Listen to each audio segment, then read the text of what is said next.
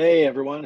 In this video, I'm going to be talking about culture and how culture is infused in career development and counseling for career issues. And a lot of the material that I'll be kind of reviewing is from the Tang text, in chapter 3, the cross-cultural perspectives in career development. So from Tang's 2019 text. Uh, Similar to a lot of counseling textbooks and a lot of counseling literature and like academic literature, and a lot of times just going to conferences, the culture is often addressed through like group identities. So, for example, race, ethnicity, gender, sexuality, etc. I guess religious affiliation, and there's disability status. Uh, so that can absolutely be an important framework from which to view culture, because those subgroups of a cultural of a larger like macro level culture are really important. They speak to unique needs and challenges, as well as strengths and sources of empowerment. Uh, and yeah, that's often how culture is explored in the counseling field. Which, like I said, it can have its absolute advantages and kind of help you get an insight into the uniqueness of each client and the potential uniqueness. So I'll speak to that a bit more, but I also want to just open the discussion of culture as a larger framework as well. So culture can be, in a larger way, just thought of as, what are the traditions of an individual? What are the kind of the socially hardwired ways of viewing the world, and worldviews, belief systems, how we are in the world is often shaped and kind of manufactured is probably too strong of a word in my opinion, but somewhat manufactured, of like we're a product of our environment, our cultural environment. I personally don't believe that means we don't have choice. Like I still strongly believe that, but there is obviously a strong sociocultural, I guess, influence on who we are, our traditions, how we view the world, and then those worldviews that are shaped also obviously impact our values, our behaviors, the roles we take on, the perspectives that we hold. So I just wanted to kind of have that be like this macro level narrative of what culture can be. And then, like in the Tang text, where Tang goes over, gender, race and ethnicity, religious status, uh, etc. I'm just kind of flipping through the pages, make sure I'm getting it all. And socioeconomic status, disability. And so then there's going to be, within each of those subcultural groups, they're going to have their own ways of viewing the world, traditions, values, etc. Uh, but everyone is impacted by culture. Every single client is going to be a cultural being, so it's something that we need to be thinking about with every single client. So everyone finds relevance in their cultural traditions. So it's part of our task as counselors is to have an eye open to cultural considerations. How is culture impacting the presenting concerns of the clients in front of us? And for career development, how is culture impacting their career development, which is often really significant. Uh, one quote that Tang has on page 61 is an interesting one to me. It's one that just kind of that as I've read it, I've been kind of chewing on and making sense of. So it's on page 61 of the Tang text. It's actually, so Tang is quoting Bluestein, and it states, the existence of social barriers such as racism, sexism, classism, heterosexism, and ableism function to create very disparate conditions that consign many individuals to a life of despair and want. Uh, I think that line really stood out to me, especially the consign many individuals to a life of despair and want. I hope this isn't the case. That's quite the tragic statement. I'm not saying that, I'm not trying to deny that racism, sexism, classism, etc. exists.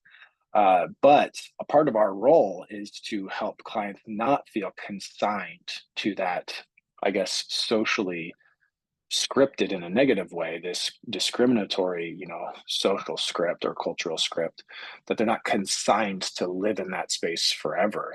Part of our role is to help empower clients to kind of find their voice, to find, how they want to choose to move forward and view their situations differently, as well as advocate when needed and where possible to remove barriers. So that definitely applies to career counseling. Like I've had a lot of my work in the past has been just clients working through different forms of just these negative cultural messages about who they are as people, and they need to dissect that so it's not holding them back. And sometimes I've even needed to kind of advocate.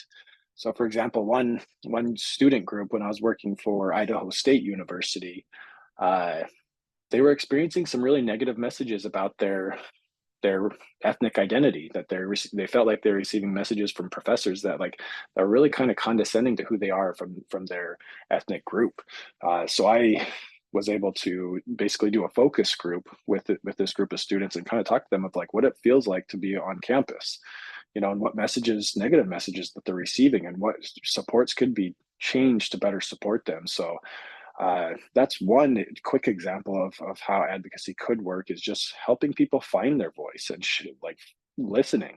I think that's what we're really skilled to do as counselors. We can really listen and then almost like magnify a group's voice when needed to kind of help speak to. There's a significant concern here, and we need to listen.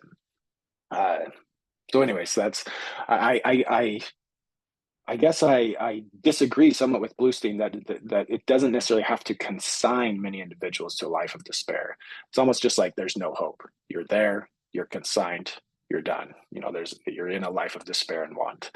I think our field is about hope and finding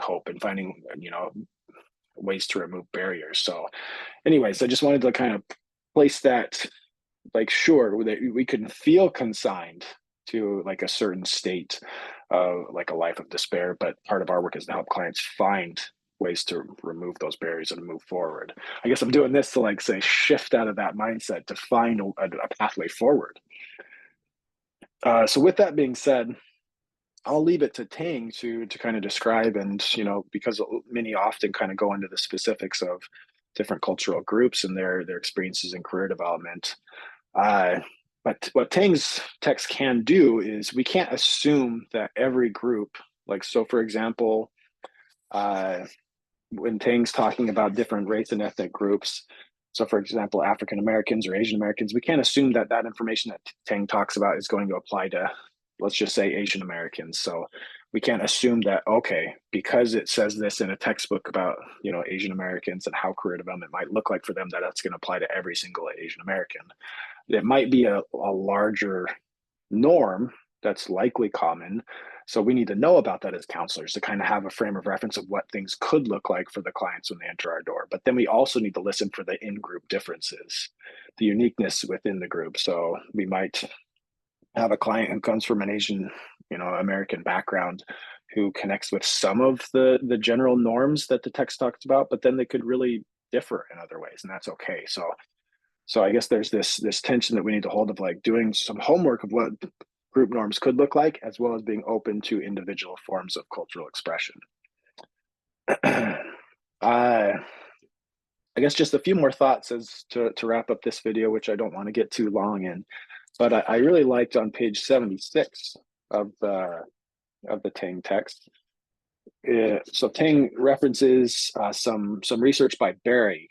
It's a little bit older, so 2003. Barry talked about 4 types of attitudes towards both cultures. So if someone is basically not a part of the majority culture, how are they? It's basically on like acculturation. So it talks about assimilation as one way of acculturating, separation, marginalization, and integration.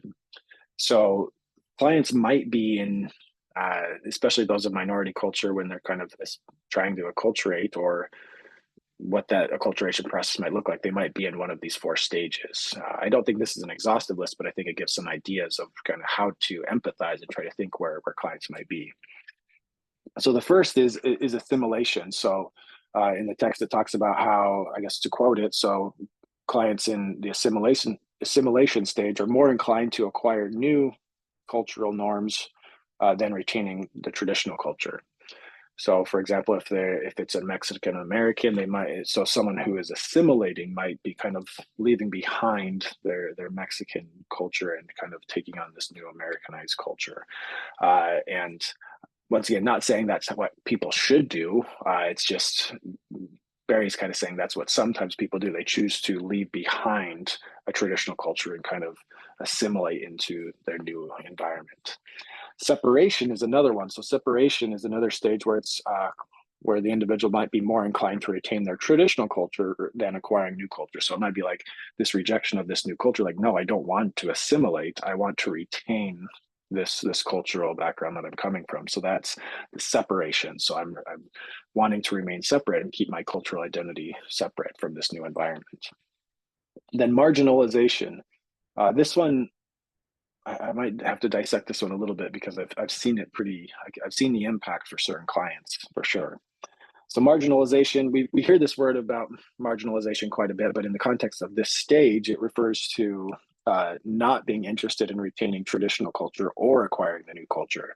So it's almost like this in between place of like, hey, like I'm not fitting in my traditional culture, and I'm also not wanting or not feeling able to assimilate into this new culture. So it's this in between place. What I've often noticed with certain clients is when they're second generation Americans. So their parents have moved from another country into the United States, and they might like obviously be holding very firm to their traditional culture, but their children are almost in this in-between place where they're not quite fitting in with the traditional cultural norms of their family, but they're also not quite feeling like they're fitting in with the new culture in the United States. So it can be this hard position of being in between. And I think that's one example of what marginalization could look like, is just not belonging, not feeling the sense of belonging. And that can be a significant, process to explore, especially in career development, where it's like, okay, I'm trying to find who I am, where I fit in the world. And it's hard to find a career home because I'm still not sure where I fit and belong in general in my life. So sometimes when we're feeling more grounded in who we are and our social supports in our life in general, then we can start to feel more at home and like, okay, I can find a career identity because my identity in general is more grounded in a cultural group or kind of as a cultural being. So a lot of times clients kind of need to process that. And it doesn't necessarily mean we need to like force that conversation, but they're just like, that's their position. So we need to be ready to enter that space of this lack of belonging and this like internal conflict of who am I and where do I belong in a cultural sense. The last stage that Barry talks about is integration. So this stage is characterized as effectively acquiring the new culture while retaining traditional culture. So it's like this. I kind of see it as this merging of like, okay, I'm not abandoning my traditional culture, but I'm also assimilating some characteristics. So it's kind of finding a new synthesis of culture.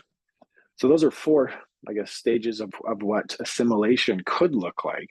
Or excuse me, I guess not assimilation, acculturation could look like for certain individuals. So I felt like that was kind of a helpful framework of just considering these four different stages or I guess kind of ways of acculturating. The last thing that I wanted to bring up, or one of the last things, is the minority development model. This model is actually not addressed in the Tang text. I've taught career development classes from the Scharf text previously, and it was in that model. And I found that the minority development model can be kind of a helpful lens from which to view how might be people developing in their racial or ethnic identity. So I'm going to pull that up and share my screen and go over it briefly because I've seen it can be kind of applicable to various minority groups. Okay, so here it is. So this is just kind of a summary. This is from the Scharf text 2013, summary of minority identity development model. So there's the 5 stages here. So I'll kind of go through this quickly, but just to kind of give you a conceptual map from which to view what clients might be experiencing, where they might be at certain stages, because their way of being and showing up might be important. I guess depending on where their stage is might impact how they're showing up. So once again, this is related to minorities. So some more minority groups who are kind of making sense of their cultural experience. So stage 1 is conformity. So in the model, it kind of has, okay, what are their attitudes towards themselves, towards others of the same culture, towards others of different cultures, than toward the dominant culture. So if someone's in this stage 1 conformity, they might be viewing themselves negatively, so self-deprecating. as or depreciating, I guess, how it says it there, but kind of looking negatively upon myself, might be looking negatively upon their minority group, uh, attitude toward different minority groups. They might, kind of think in a discriminatory way or think less than others of minority groups, and kind of see the dominant group as okay, that's the ideal group. So that's that conformity space. But then events occur that move the client or the individual to this place of dissonance. So it might be like it says here, this conflict. Some ways I'm viewing myself more positively, in other ways I'm still viewing myself negatively in my attitudes toward myself. Same with just their minority group that they're a part of. And yeah, so it's also here, there's this dissonance between feeling this conflict between the dominant culture views or majority culture views and the minority cultural views. And so then starting to shift that I don't necessarily view the dominant or majority culture positively, like in some ways yes, some ways no. So it's this place of kind of in between. Then it gets to this stage of resistance and immersion where it's like I positively view myself, like maybe they've done more homework on who they are as a cultural being, and they really are prizing uh their cultural background and who they are and where they come from. Uh and as well as the group. So it's like it might be that like they really want to spend time with members of their minority group and really prizing that, and might kind of be rejecting of the majority culture, like feeling a lot of negative reactions towards the majority culture. And then the introspection is they start to think a bit more deeply of like, so why am I viewing this minority identity, like it's just kind of, I guess, questioning the why. So why am I kind of pinpointing this identity, this one identity as being more important than others? It might be this process of kind of making sense of that. Yeah, and concerned with nature of unequivocal appreciation. So it's like, okay, in some ways, like my cultural background is really meaningful and helpful, but maybe it doesn't have to be the only